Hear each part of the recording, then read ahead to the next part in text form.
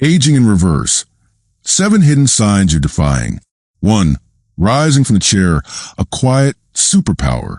Have you ever noticed someone in their 70s stand up from a chair effortlessly? No hands, no groaning, no hesitation, and thought, how are they still doing that?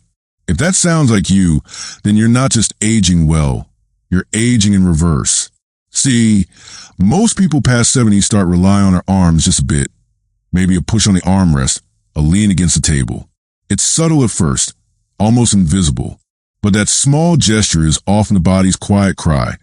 I'm starting to lose power. It's not dramatic, and it doesn't happen all at once. But make no mistake, it's a warning sign. Now here's the miracle. If you can still rise from a chair without your hands, smoothly and confidently, your body isn't just strong. It's rare. You're doing something that requires a teamwork of multiple systems. Strong quads and glutes, a responsive core, balanced posture, and a fully coordinated nervous system. This isn't just a simple movement. It's a whole body check-in. Let me tell you about Jean. She's 74. For a while, she thought her stiffness was just, well, stiffness. But then she noticed she had to push off the coffee table every time she stood. One day, she nearly fell backward, and that was her wake-up call. So she started small, 10 minutes of leg lifts, gentle squats, core breathing exercises. It wasn't magic, but within weeks, she stood hands-free for the first time in months and cried. Not from pain, but from power. She felt capable again. Here's a challenge. Try it right now. Sit in a normal chair. Cross your arms over your chest. Stand up without using your hands. Can you do it? If yes, celebrate that. It's not average, it's exceptional. It's your body whispering, I've still got it. And if it was tough, don't worry. Strength isn't something you lose overnight. And the best part, you can get it back faster than you think. This isn't about being an athlete. It's about living life on your own terms. Rising from a chair without help isn't just a movement. It's freedom. And every day you can do it is a day your independence lives on. 2. Brisk walking, the pace of vitality. Let's shift our focus to something even simpler, walking. Not just any walking, though. I'm talking about walking briskly, like you're late for something, like your steps have a destination. If you can walk with that kind of energy at 70 or beyond, your body is sending a message. It's saying, I'm still strong. I'm still here. Brisk walking is what many geriatric experts call the 6th vital sign. Why? Because it tells you almost everything you need to know about your internal systems. Your cardiovascular health, lung efficiency, muscular endurance, balance, and even neurological coordination all come together in that one simple act. Think about it. Can you walk 20 feet at a strong pace without stopping, wheezing, or feeling off balance? If yes, that's more than impressive. That is a sign your body is working in harmony. It means your heart still pumps efficiently, your lungs still oxygenate blood effectively, your muscles are still firing, and your mind is still sharp enough to guide it all. Let me introduce Harold. At 78, he believed he was active enough. A few strolls a week, no big effort. But then one day, just walking the mailbox felt like climbing a hill. He brushed it off, until one afternoon he had to lean against a stop sign just to catch his breath. That moment shook him. But Harold didn't accept decline. He made it a mission. Walk a little farther and a little faster each day. At first, it was from his front door to the corner, then around the block, then to the local park and back. Within a month, his stamina improved dramatically. He didn't just walk better. He lived better. Walking fast isn't about looking fit. It's about functioning well. It's your body's way of proving it can still go the distance, literally and metaphorically. So here's your challenge. Next time you're out, time yourself walking 20 feet. Was it quick? Were you steady? If so, you're rewriting what aging looks like. And even if you're not there yet, start small. Start now. Because just like Harold, you can build back your pace. And with every step, you're reclaiming not just motion, but momentum in life. 3. The balance test. Standing on one foot. Let's talk about something that seems simple. Child's play even. Standing on one foot. But this small act holds one of the biggest insights into your body's health. If you're over 70 and can balance on one leg for 10 seconds, you're doing more than maintaining balance. You're showing your body is still in sync, still agile, still sharp. Balance is not just about preventing falls. It's your brain, inner ear, muscles, joints, and nerves working together like an orchestra. When just one of those parts slips out of harmony, the wobble begins. And as studies show, people who can't hold that pose for 10 seconds have a significantly higher risk of serious health problems in the years ahead. Let me tell you about Judith. At 76, she realized she was bracing herself on the bathroom sink while brushing her teeth. At first, it seemed like a habit, but when she tried to lift one leg one morning, she nearly toppled over. That was her red flag. Instead of ignoring it, she embraced it. Each day while brushing her teeth, she practiced standing on one foot. At first, she held the wall, then the counter, then nothing. After 2 weeks, she could balance independently, and more importantly, she walked with renewed confidence. That confidence saved her weeks later when she tripped on a rug and caught herself mid-fall. Balance training is about trust in your body, your reflexes, your stability. And like every other sign of youthfulness, it's trainable. So try it now. Stand next to a sturdy surface. Lift one foot slightly off the floor. Count to 10. Can you do it without holding on, without wobbling? If yes, that's your body saying, I've still got control. And if not, don't be discouraged. Start small like Judith. Practice daily. Because balance, just like strength and speed, is a skill you can build, and one that can save your life. For getting on and off the floor, the hidden strength test. Let's get real. Getting down on the floor and getting back up might sound like a toddler's task. But if you're over 70 and still able to do this smoothly, you're in rare company. This isn't just a trick. It's a full body testament to strength, coordination, and confidence. When you lower yourself to the floor, and more importantly, when you rise back up without support, you're asking your legs, core, arms, and balance system to work in concert. And if they do, that's nothing short of remarkable.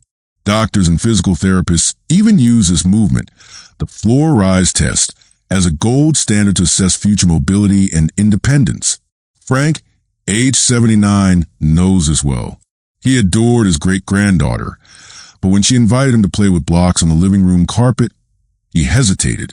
It wasn't a game, it was a floor. He wasn't sure he could get back up without help. That hesitation hit him harder than any diagnosis. So Frank started with baby steps. Each morning, he practiced kneeling by the bed, holding on to it for support as he pushed himself up.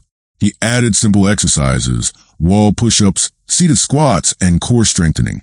After just a few weeks, he not only returned to the floor, he rose from it with ease.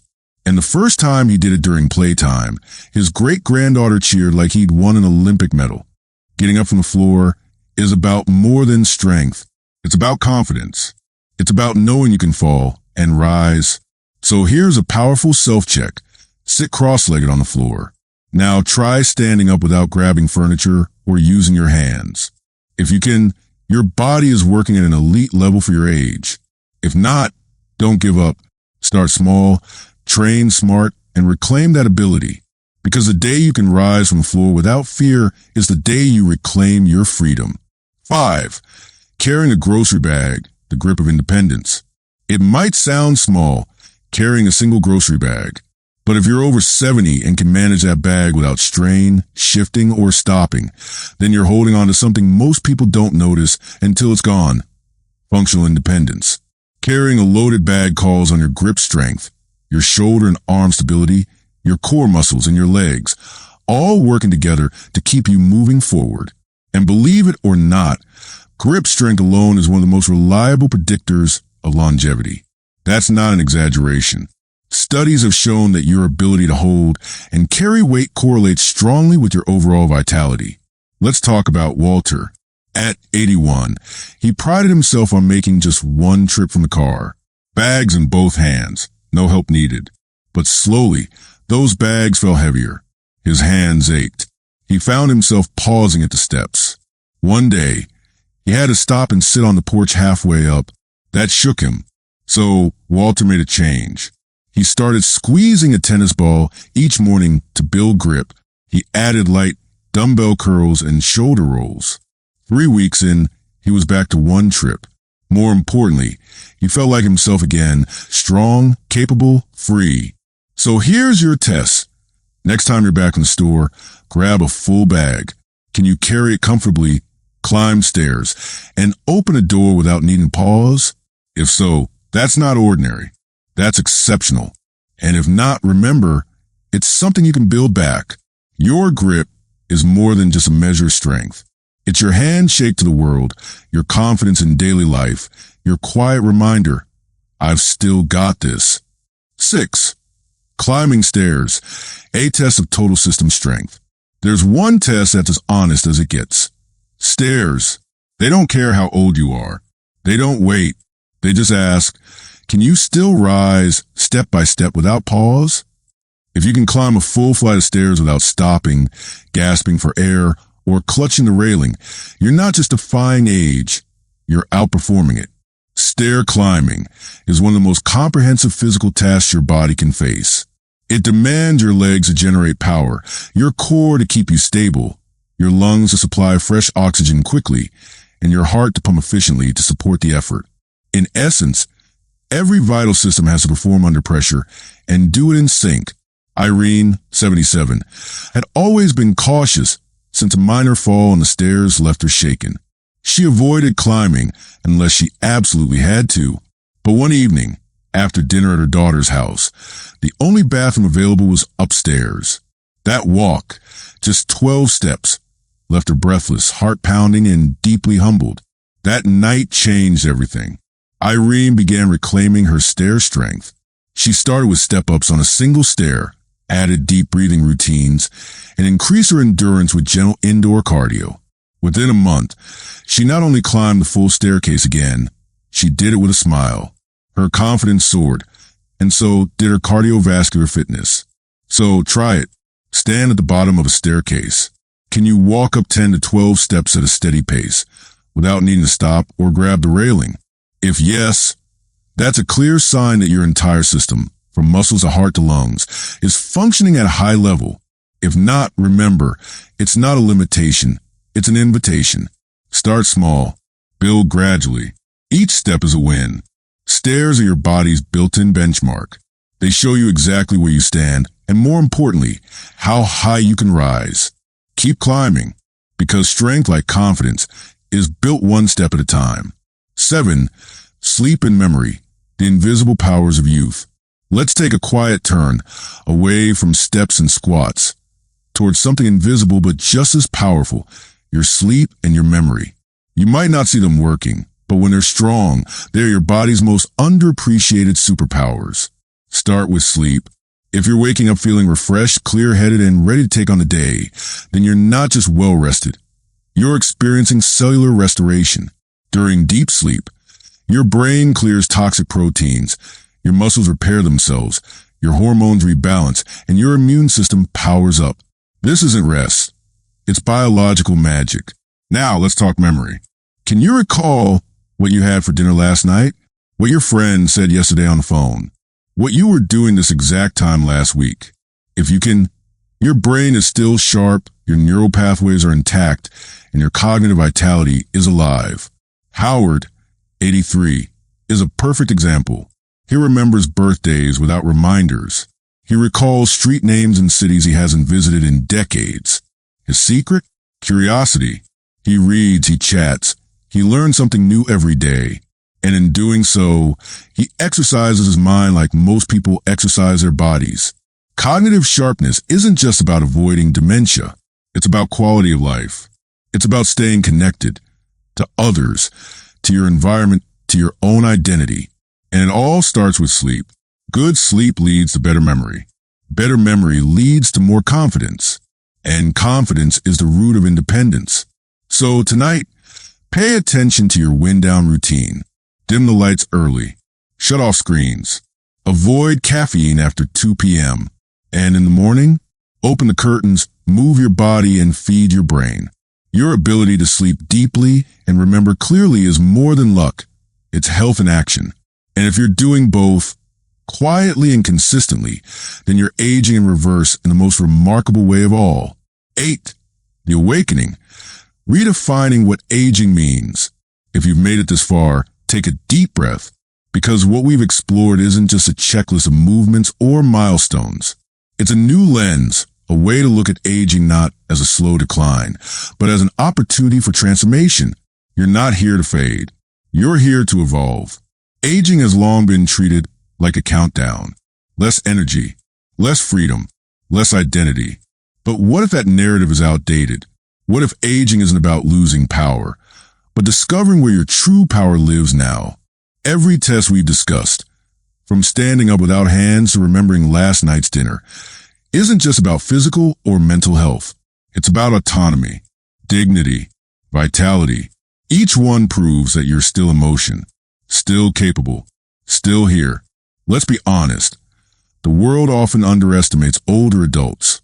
It whispers that slowing down is inevitable, that stepping back is natural. But you don't have to whisper back. You can move, act, speak, and live with intention. Because the real found in youth isn't found in a pill or a product. It's found in the habits you practice, the thoughts you believe, and the steps you take every single day. So ask yourself, what's one thing, just one, you can do today to stay in motion? Maybe it's taking a short walk, reading something new, calling a friend, or standing from your chair without help. These moments are sparks. And when you keep lighting those sparks, a fire begins. A fire of strength, clarity, purpose, joy. Because aging in reverse isn't about pretending to be young again. It's about honoring what's still alive in you. Resilient, brilliant, and deeply human. You are not an exception. You are an example of what's possible. And your journey, it's just getting started. So here's to you, to the steps you still take, the strength you still build, the wisdom you still share. Aging isn't the end. It's your evolution in motion.